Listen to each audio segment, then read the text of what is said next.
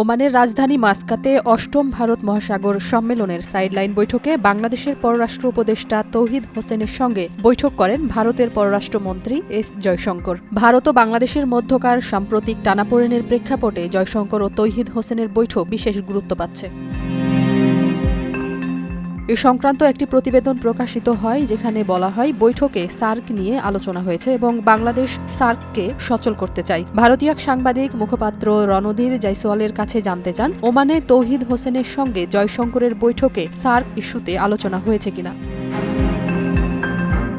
২১ ফেব্রুয়ারি এক সংবাদ সম্মেলনে ভারতীয় পররাষ্ট্র মন্ত্রণালয়ের মুখপাত্র রণধীর জয়সওয়াল সাংবাদিকের প্রশ্নের জবাবে বলেন, ভারতীয় পররাষ্ট্রমন্ত্রী এস জয়শঙ্কর বাংলাদেশের পররাষ্ট্র উপদেষ্টা তৌহিদ হোসেনকে বৈঠকে বলেছেন, বাংলাদেশ যেন সন্ত্রাসবাদকে স্বাভাবিক বিষয় হিসেবে না দেখে, এটি গুরুত্বপূর্ণ বিষয়।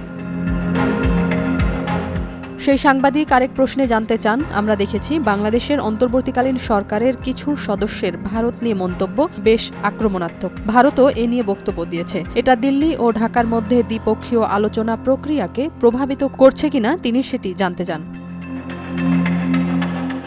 এর জবাবে রণধীর জয়সওয়াল বলেন, আমরা এসব মন্তব্য লক্ষ্য করেছি। সেসব মন্তব্য অবশ্যই সহযোগিতামূলক নয়। সংশ্লিষ্ট ব্যক্তিদেরই এর পরিণতি সম্পর্কে সচেতন থাকা উচিত এবং তাদের নিজ নিজ অবস্থানের গুরুত্ব অনুধাবন করা প্রয়োজন।